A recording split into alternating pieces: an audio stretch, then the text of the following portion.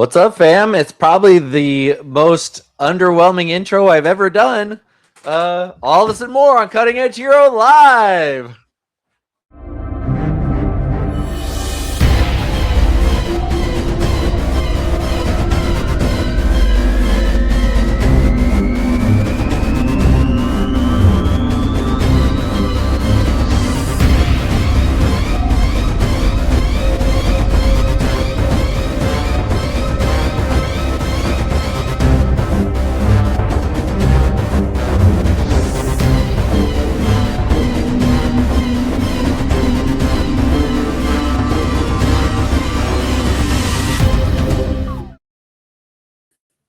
Welcome to Cutting Edge Hero! I am the Nerd King, Danny Stewart, joined in the studio this week by my two trusty sidekicks and co-hosts, Landon Felter.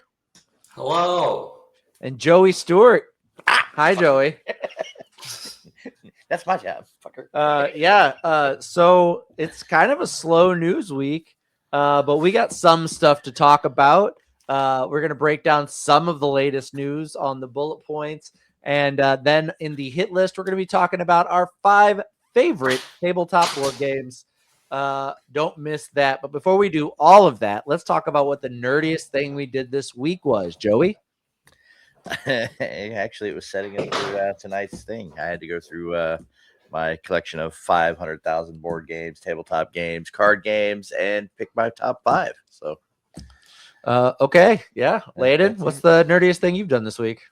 Nerdiest thing I've done this week depends on what your level of nerdiness, but I installed Linux onto my personal computer just this past weekend. Congratulations. Yeah, that probably explains some of the technical issues we were having earlier. But yeah, I finally made the jump from Windows 10 to Linux because I don't want to deal with Windows bullshit anymore, and it's been pretty good. Yeah. Yeah, well, I mean, we run on a Mac, so Life upgrades, you know. That's my recommendation too. I guess the nerdiest thing I've done this week, I was telling you this before we went live, but I have binge watched The Owl House. I just finished season 2, getting ready to work my way through season 3. It has been a blast. I'm really enjoying it. The show's great. Thank you for the recommendation. It's really, really good. I'm glad you're loving it. Yeah, it's in that I know it shares a universe with Gravity Falls. I think there's Damien was telling me the deep lore of it, and then there's another show called Aqua something, and the 3 of them share one universe. Are you talking about Amphibia? Yep, that's it. Landon knows. Yep, I know the deep lore. Yep, Ida is Grunkle Stan's ex-wife Marilyn. Yes, I forgot that bit of lore, but yes. Yes. Didn't know got married in Vegas. Yep. Didn't know that. Really cool. I just love that stuff. I love the way that they're kind of tied together and share lore. And then the 4th series that also touches on Gravity Falls, which is Rick and Morty, are also connected, but very vaguely. Were you aware of that? I know about the Gravity Falls Easter egg in that one episode of Rick and Morty where it's all the portals. That's everything. That's the whole connection. But it's enough for me. It's enough for me to be excited about it. Tied them together, made you happy. Yeah. But anyway, enough of that nerdy shit. Landon, you ready to talk about some news? Always. I'm going to fire these bullet points at you.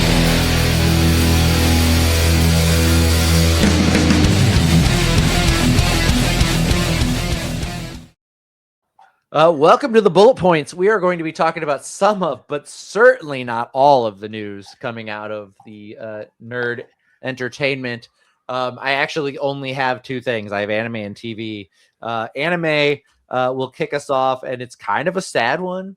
And I know that people are kind of salty towards them already about their offerings and the way they kind of gatekeep the anime community, but Crunchyroll has increased their subscription prices on every tier by $2 a month.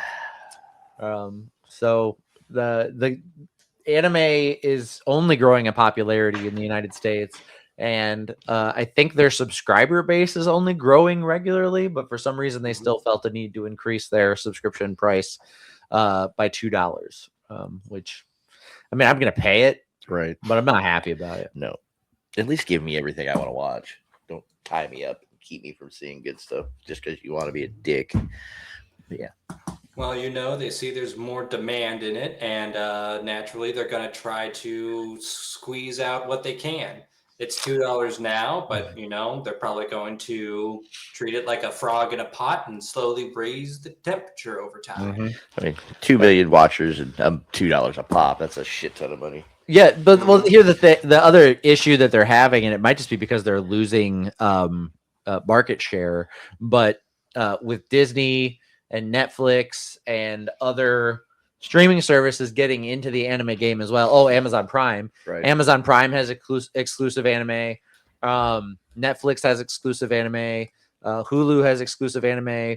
So they're I think maybe that might be part of the reason for it. They're trying to, make some money back on the market space that they're losing. But at the same time, that's just not the way to do it. Like, and yeah, like it's too, like your analogy with the frog and the boiling, the pot of water that will slowly become a boiling pot. It seems like a $2 a month jump is kind of a significant jump too. Like, just overnight to just be like, yeah, it's $2 more. Like you think it'd be like, roll out slowly, like 50 cents, $1, We're gonna slowly start upping our prices here. But they're just like, hey, here's go. another $2 a month. Right. Yep. Also, Billy, you are right. Crunchyroll did start out as a piracy site. Yeah. Good looking out on that, Billy. Billy Rhodes in the chat. Glad you're here. We are going to be doing the call-in style hit list tonight, where we will make the chat available to, or the audio chat available to everyone that is in the chat. So stay tuned in for that. Landon, what do you have in gaming news? All right, in gaming news, first story we have up right now, Resident Evil Requiem is currently the game on Metacritic with the highest user rating score right now. Not surprised. I mean, the Resident Evil games are popular, but this one's what's so tell me what people are so excited about with this one. What's going on with that? I have honestly no idea. I've seen posts. I've seen people rave about it. It just seems like it's just a fun game. The puzzles are actually engaging without being like mundane or mind numbing. So I think this is just the game that's hit that perfect balance for a lot of people. Okay. I know it's Leon centric, which people love. Yeah. People love Leon. Billy said, let's just steal shit again. Rules don't really matter anymore anyways. He's not wrong. And I think that with everything, with the amount of subscription services out there for streaming and viewing, and the way that they're starting to bundle them, as you can get them as one package, it's only a matter of time before somebody comes out with a service where they offer a box that allows you to bundle them all at one time for one low monthly fee, and we'll just be back to having cable or satellite streaming. I mean, and yeah, we'll go back to piracy. we have a shit ton of piracy sites online anyway, so you can get what you want. It's Justin just, Quick in the chat said, hey, Danny, Joey, and Landon. What is up, Justin? Glad you're here. what up? Hey. Welcome. But yeah, I think that's the direction we're moving again. It's just they'll what started out as like a fun, easy way to watch things is starting to be more and more commercial and regulated, and it's just going back to what we didn't want to deal with to begin with. They sold us convenience, and they're making it less and less convenient. Right. Yep. Next story going on. High Guard, the game that got universal, don't want to say universal hatred, but mostly confusion and bafflement, because it was announced as the big game of the, Game Awards in December. It is shutting down this month. Who would have guessed a live service game would only last a short time? It's I think this is the third major release that did not last any amount of time Flopped. and got crashed that we've reported on? Yeah, pretty much. This game, there's been a lot of confusion about it. Apparently, it wasn't even supposed to be announced at the Game Awards. They were going to kind of just do a lot less press for it originally. But despite having a maximum player count of 2 million at one time, it just really did not seem to stand the test of time.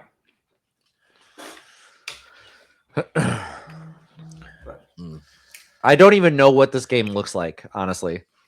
It's High Guard. High What Guard. I'm assuming it was like Steam and console. I mean, the video Yeah. game award, they hyped it up really good. I know I never got a chance to look into it, but Uh-huh. there was a lot of They- hype in the beginning. Yeah, they saved it for like the very end. The announcer was like, "Oh, this is the big game y'all have been waiting for," Right? and then it was just something nobody was really had on their radar. Yeah, the first thing I see is an article from GameSpot that says High Guard joins the list of live service games axed within weeks of launch. Mm-hmm. Yeah, I never even saw this game. I never saw a trailer. I never saw anything for it. Like, I have no idea what this game is about. So I could see it. I mean, it certainly never made it to my periphery. Yeah, it's something that got more publicity than it was even planned to receive, and it just fizzled out sooner than they still probably thought. Okay. But yeah, just figured since it got that much attention, might as well bring up the fact that it's finally closing down after not that long. Yeah. A month. I think. Finally. It was Oh, open- God. it was up and Finally. running for a month. No good. And game. last thing I wanted to touch on, Pokemon Wind and Waves was announced this past week. It is the next entry into the mainline Pokemon series after Scarlet and Violet.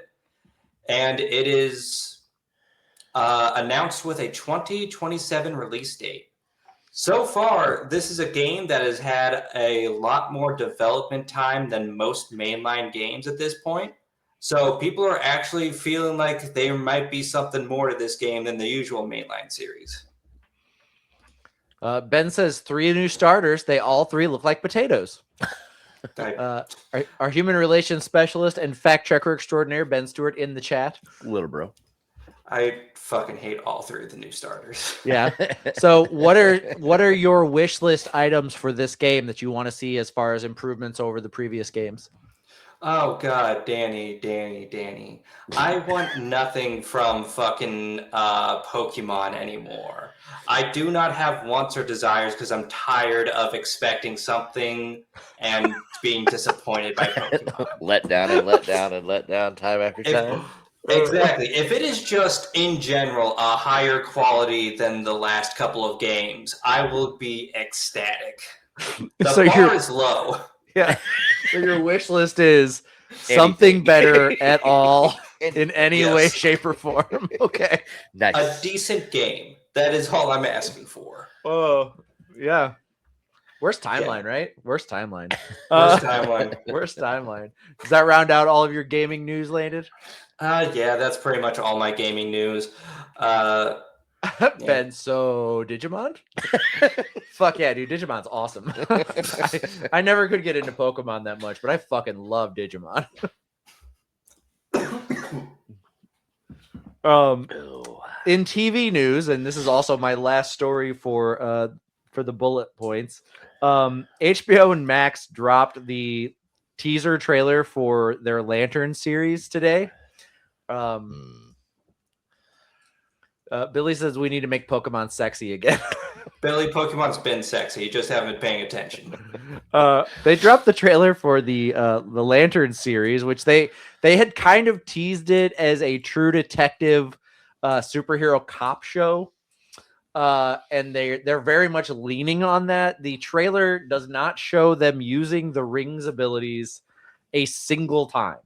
It does show Hal Jordan fly, but it's just like he's flying like Superman. He just puts his arms back and takes off. There's like no Green Lantern ring ability being used. No light. No. nothing. But other than that, it doesn't show them using the Lantern powers at all. And people are actually kind of concerned that they're going to go so like gritty and low frills for this that you're barely going to see any Lantern powers the entire series. Well, what was the last lantern flop we had?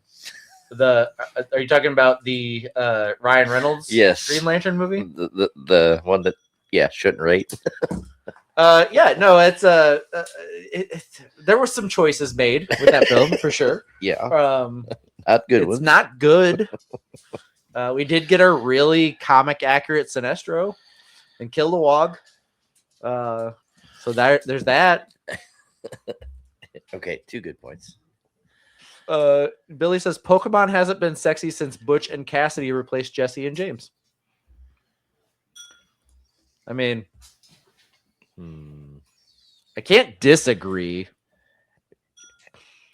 necessarily. Never was into Pokemon. I also don't know so who Butch and Cassidy are. No idea.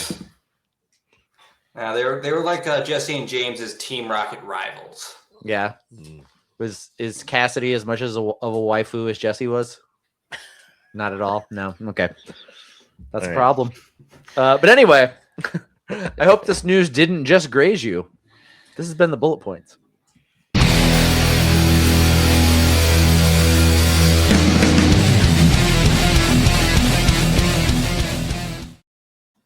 Welcome back to the show.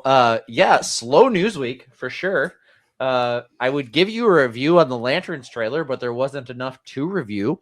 John Stewart looks cool. I'm excited to see what they do with it. There's some, Penguin was awesome, and that was kind of low frills, so it might be good. But okay.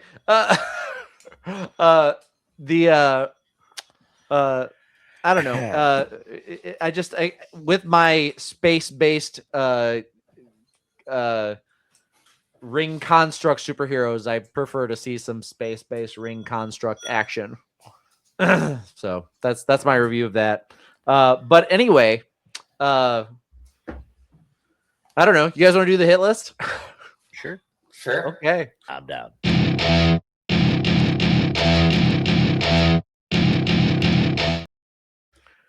So I tried to come up with a really good segue, and I couldn't figure out a way to pitch that into board games or tabletop. So when I was just like, "You guys want to do the hit list?" Why not? So I am going to drop the invite to our chat to our show in the chat.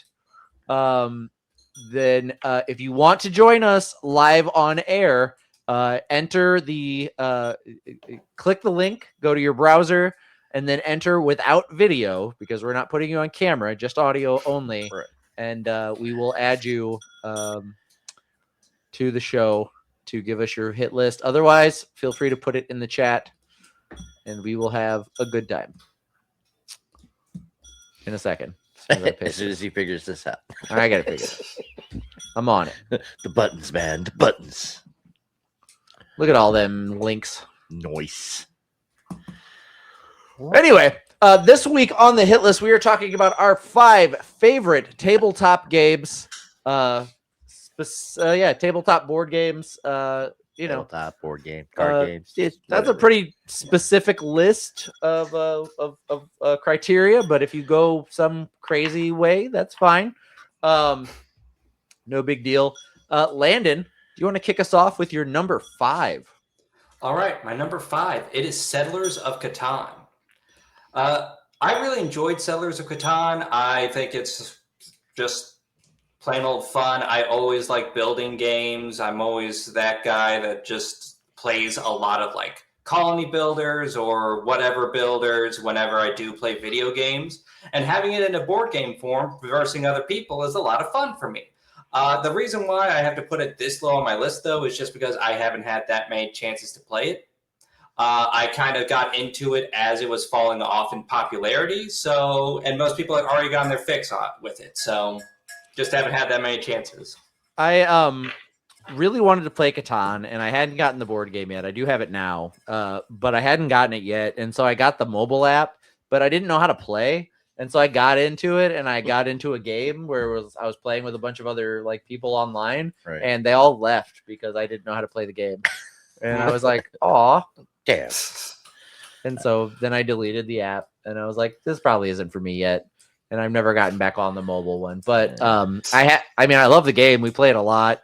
I really enjoy Catan. I would like to get some of the better expansions, like the piracy one, and then there's like a Knights and Dragons one where you live in like a medieval times. There's like magic and sorcerers and shit, which I think is pretty cool. But I never did get into Catan. I've never gotten I anything played it past the twice. main game to date. You played it twice? I think I played it twice. Oh. Yeah, I enjoy it. I'd be down for a game. Maybe we could all get together, have a Catan night. We can see. All It'd be right. fun. Joey, what do you have for your number 5? I have a little side-scrolling dungeon game. It's called Boss Monster. It's where you and up to 4 of your friends can get together and build side-scrolling dungeons. You get dealt a boss at the very beginning of the game. Once you get 5 rooms in your dungeon, your boss levels up and has special abilities to help you out. But you build your dungeon and you try to kill heroes coming through your dungeon to get soul points.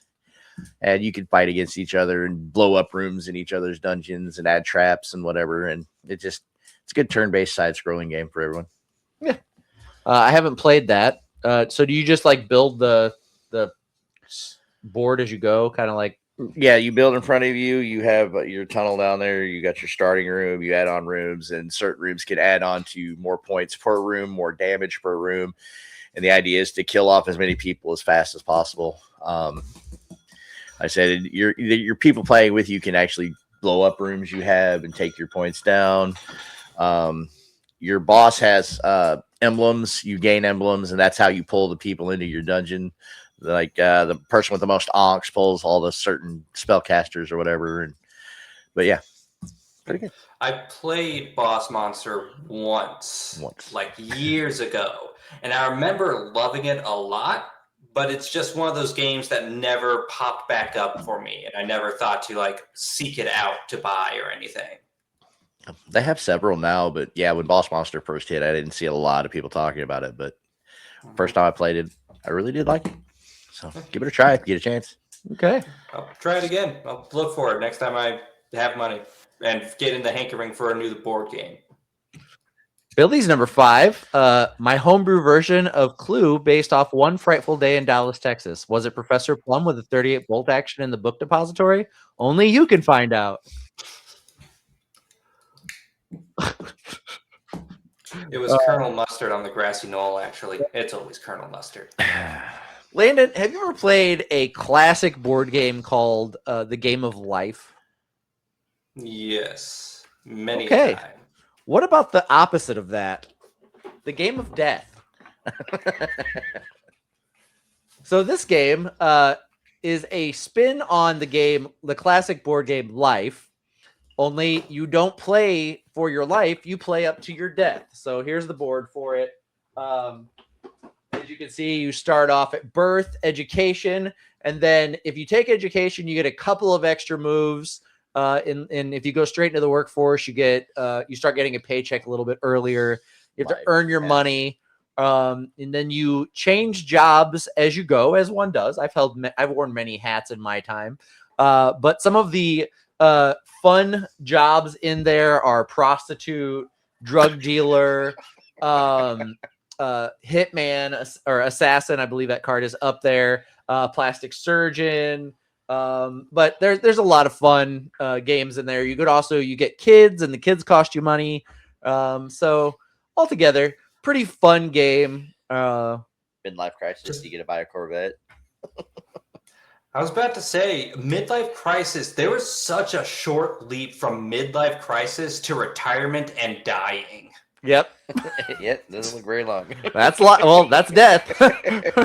And then dying looks like it takes so long. Yeah.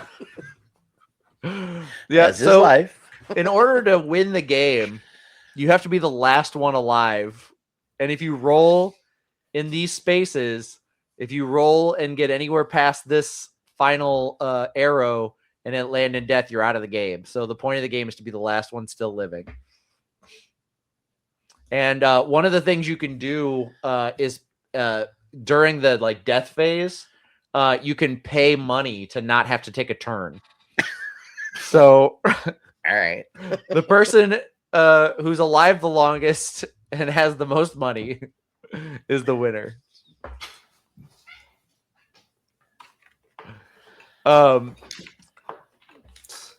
Landon, what did you have for your number 4?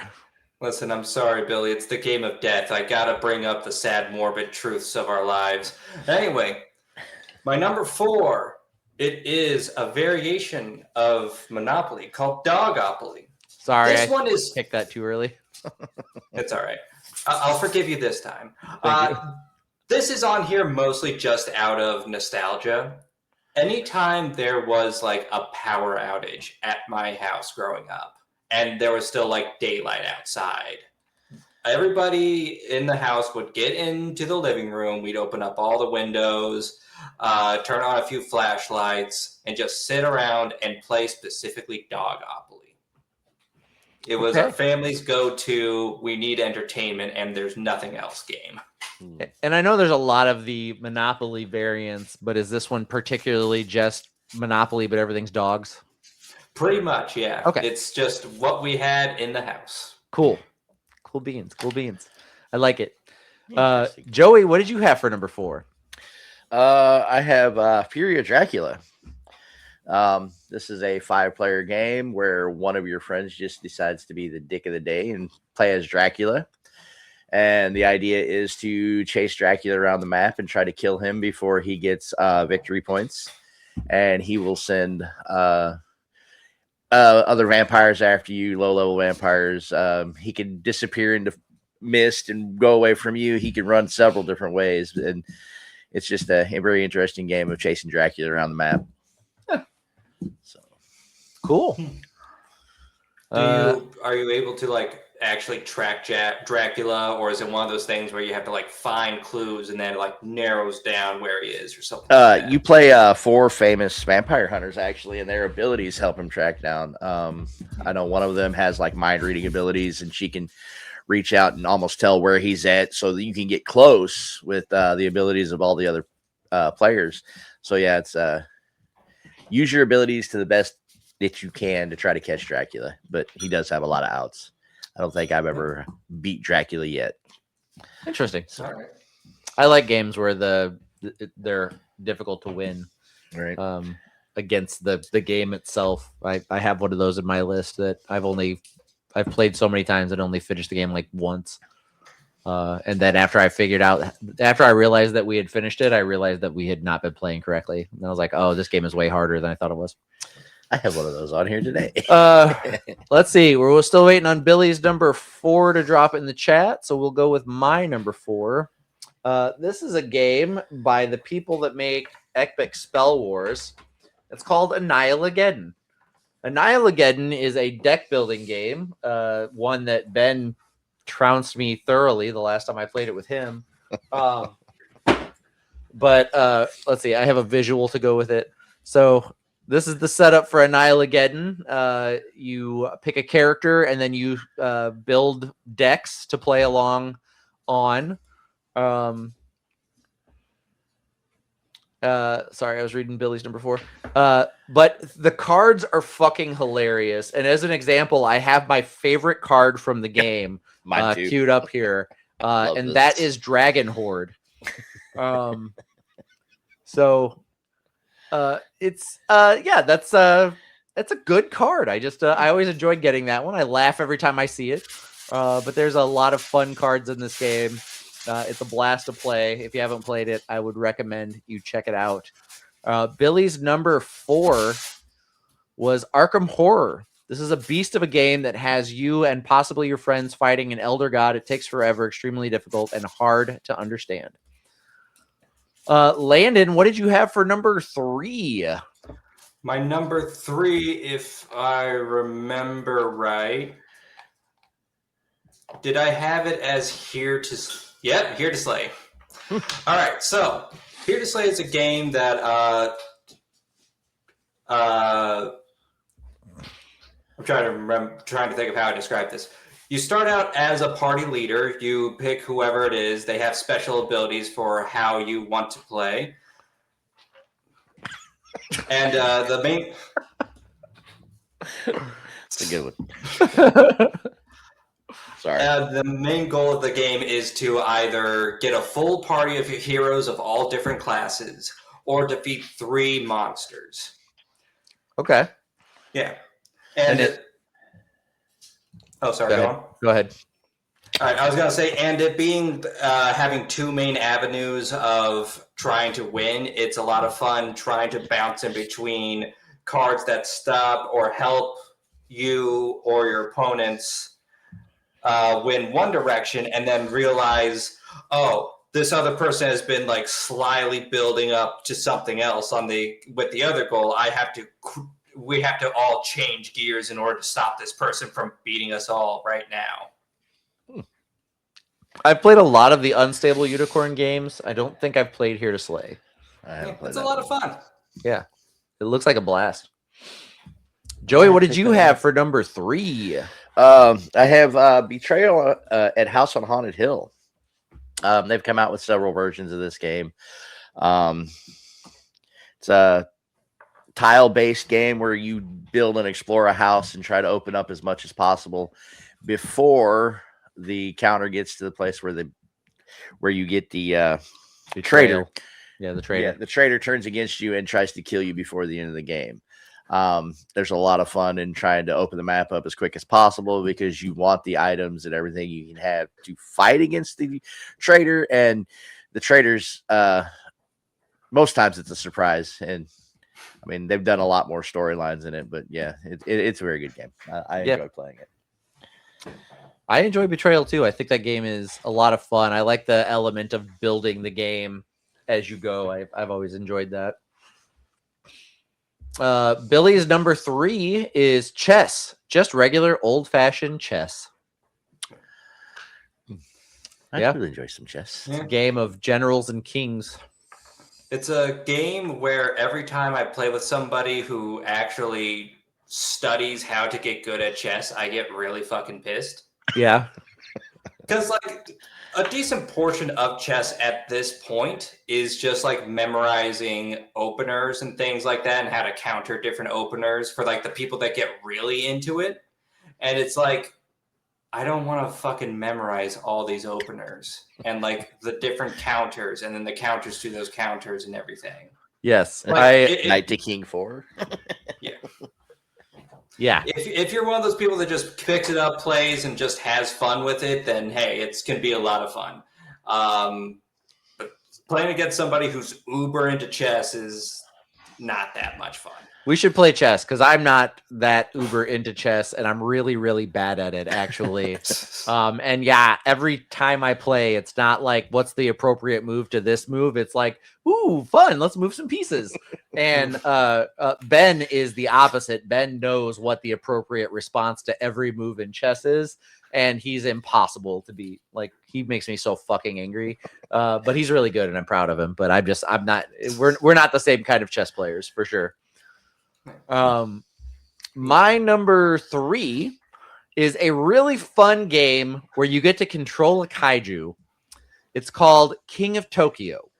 Now, when this game first released, it was kind of too close to Godzilla and King Kong, and they got into a little bit of legal trouble with it. So they had to change the game a little bit. But the whole point of the game is that you and your friends each play a kaiju. And after you go around, like once you start the game, at the end of the first player's turn, he has to enter Tokyo.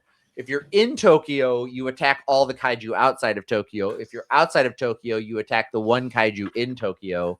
And if you're the kaiju in Tokyo, you don't get to heal, but you get to damage all the other kaiju. And every round you start, every turn you start in Tokyo, you get 2 victory points. You have to get to 20 victory points to win.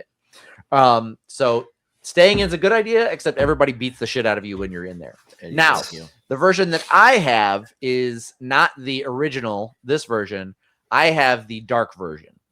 So a little bit cooler, I think. The playable kaiju look a little different. They're still very much Godzilla, Mechagodzilla. Cthulhu, the Kraken is one of the ones you get to play as. But yeah, and I love the box art. Just got Godzilla peeking out between Staring through two buildings. buildings. Yeah.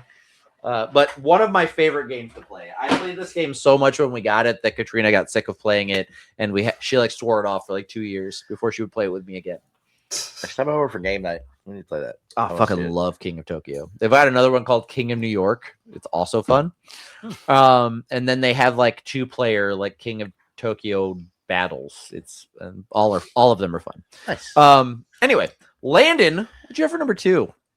My number 2 is Arkham Horror, the living card game. There's 2 really big games out there right now that are called Arkham Horror, and they both use cards, and they are totally different games. But if you just look up Arkham Horror, you will get both all the fucking time. Yeah. So I don't know if what Billy brought up is the same Arkham Horror. But I'm going to talk about mine anyway. So this is a game where each session you start out with a starter deck with a character that you play as. And each session you have the same deck, the same cards, except you swap out like 2 or 3 each time to show your character progressing in power or your character getting traumas or things along those lines. I played this for weeks, session after session, with a bunch of friends from Cape back when I still lived there. Yeah. I have devoted too much time to this game to not put it any lower than number 2.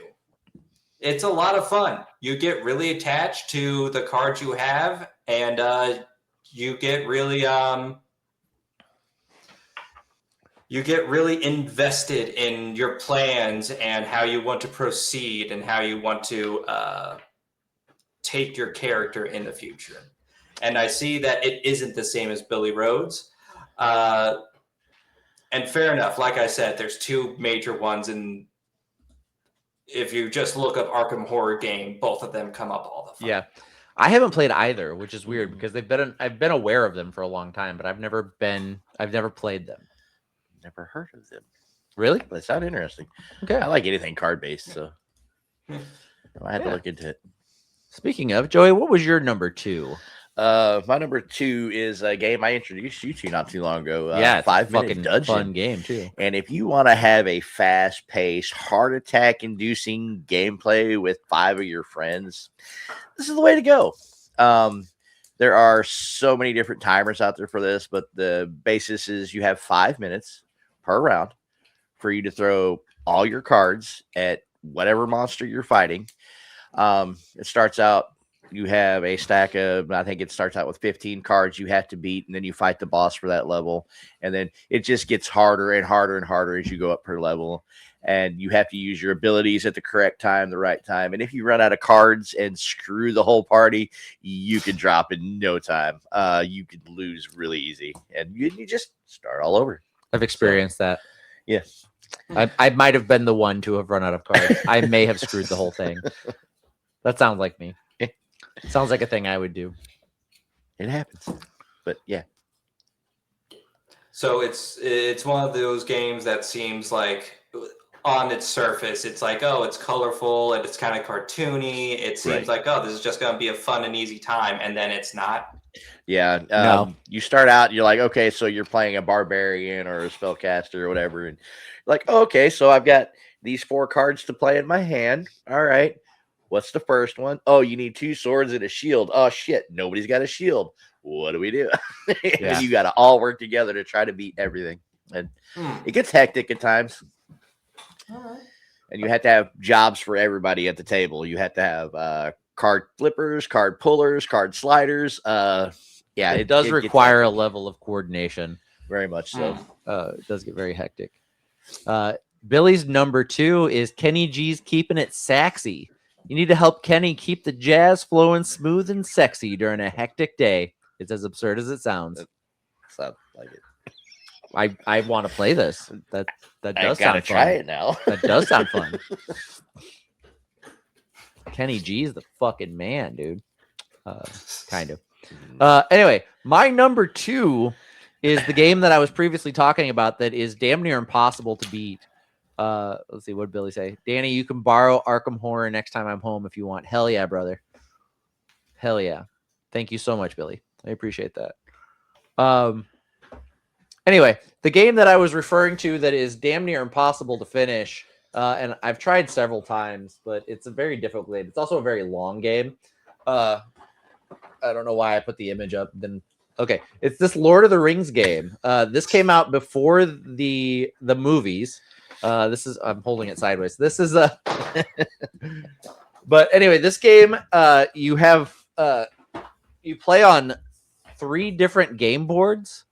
Well, 2 different game boards. So you have the master board there, and then the scenario board flips. So you have 4 different boards for the scenario board. So you start out in the Shire, then you have to work your way through Moria, then you have to work your way through Shalob's lair, and then you have to work your way into Sauron's lair, all while trying to keep the halflings alive and the ring away, and the hobbits move towards the dark side on this board. I don't even think that board is showing, actually. Yeah, on the master board.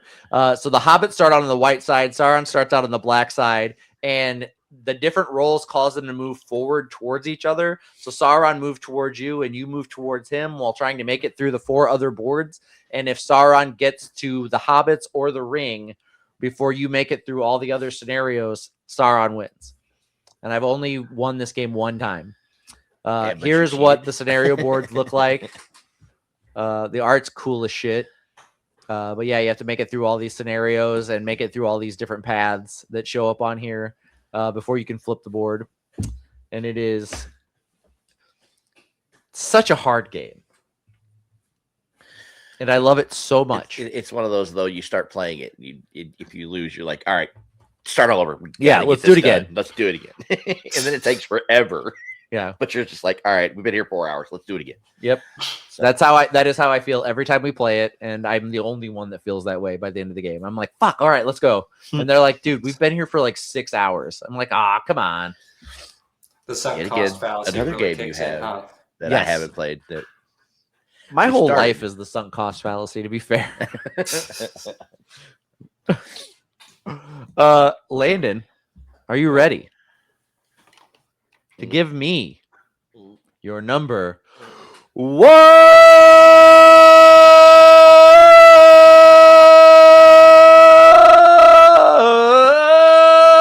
Landon, your number 1, please. You're a little pitchy. Put there. a little stank on it this time. Yeah, I should have took a sip before I went for that. Mm.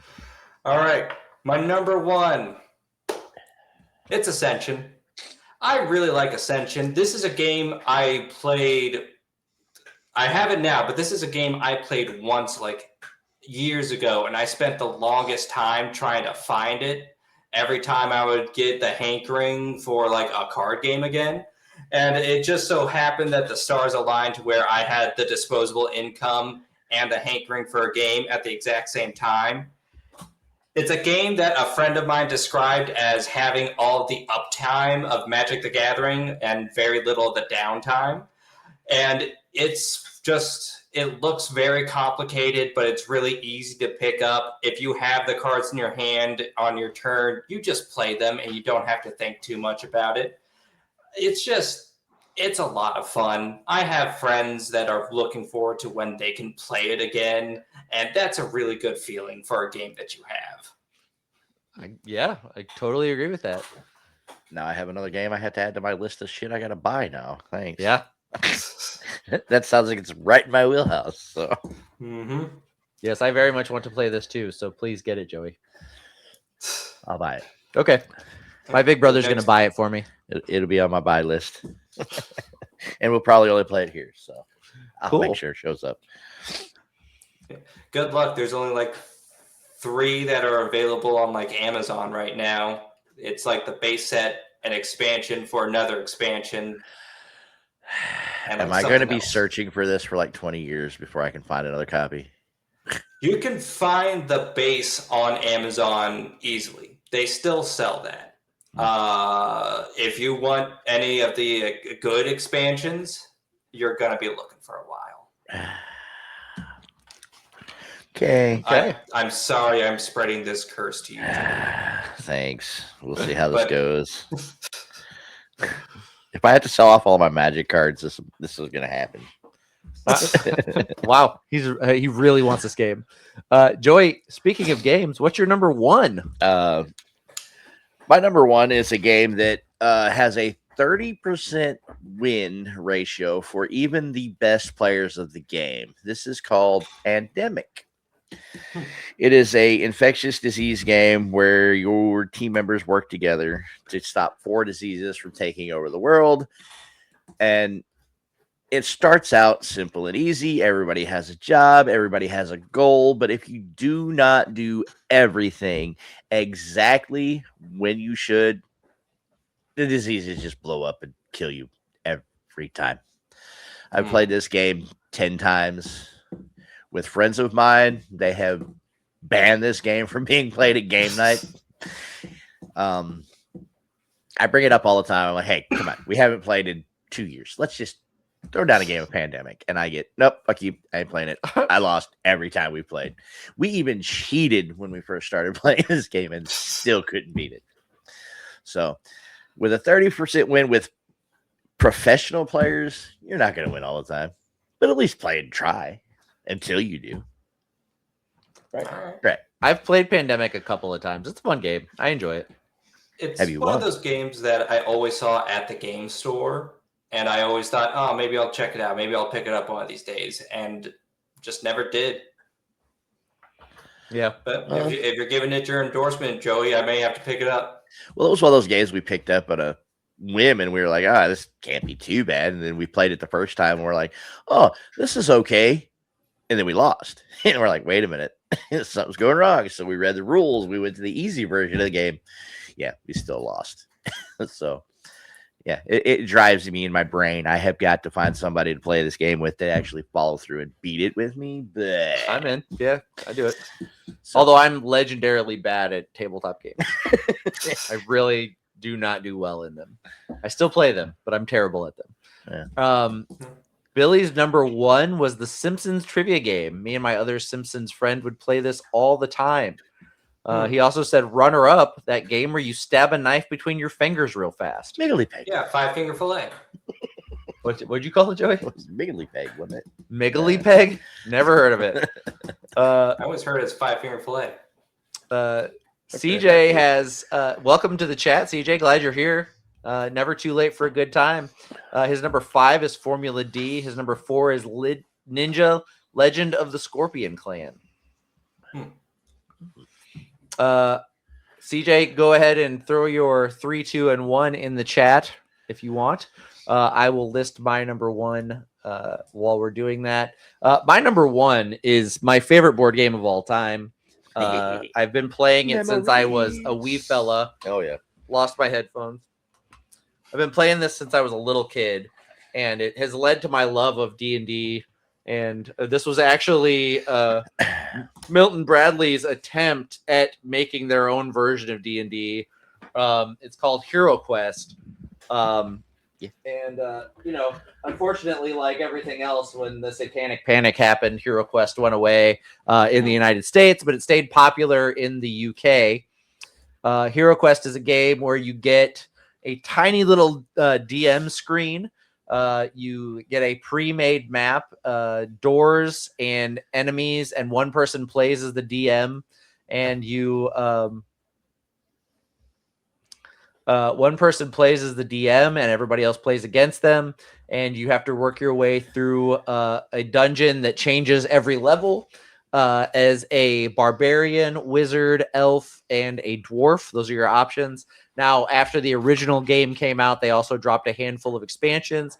And then in the last few years, Kickstarter, there was a very popular Kickstarter that brought the game back in a new format. So you can actually get the game again now, but the original game, all the squares and everything is built at a 3/4 inch format.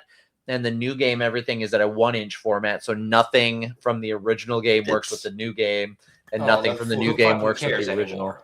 Yeah.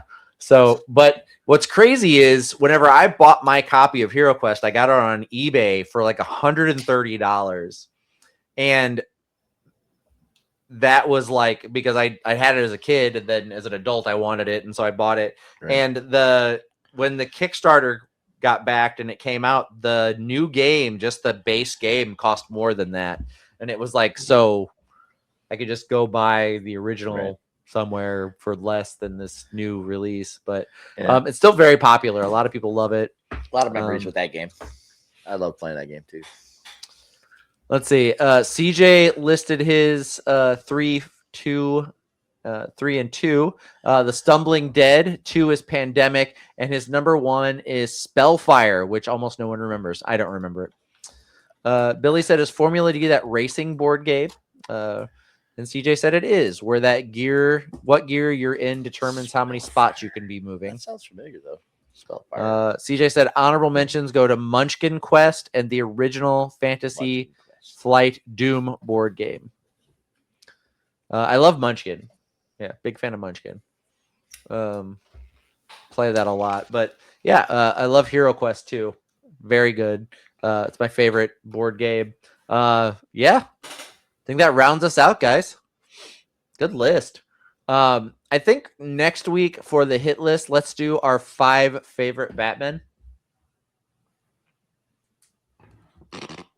Yeah, 5 favorite versions of Batman. And I know you're looking at me like, hey, there haven't been that many Batman actors. That's what I'm talking about. There's a lot of versions of Batman. There's a lot out there. So I think that'll be fun. Was there one that floated on top of the what was that tank? He was dead. That was probably my favorite. The dead one.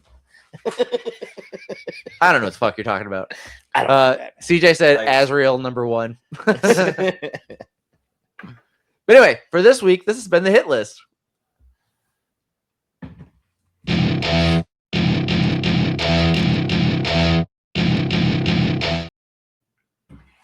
I don't know what you're talking about. The dead Batman. Anyway, There's so many dead Batman. A lot.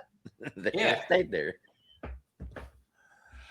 Billy said, so Terry McGinnis 5 times then? Yeah, perfect. But anyway, My favorite. that's us for the night, guys. Kind of a short and sweet episode. Thank you guys for tuning in. We appreciate you. Joey, got anything you'd like to say to the nice folks? Thank you for being here yet again. Like Landon always says, without you, Don't there's steal no us, Landon's so- thing. Say He's your gonna own say thing. something new. Say your own thing. Don't steal Landon's thing. Sorry. Landon, anything you want to say to the nice people? I guess not anymore. Goddamn. Damn it. I sorry. What's the point I'll do anymore? better. I'm so easily replaceable. I see. Wrong. Never happened. Oh, yes. Thank you guys. y'all- Go ahead, Landon. Thank y'all for coming out. Y'all are the part that makes this a show. Without you actually watching, we're just 3 guys talking to each other and to the walls. So thank you. Yep. You guys have been great, and we've been Cutting Edge Hero. See you next See week. y'all.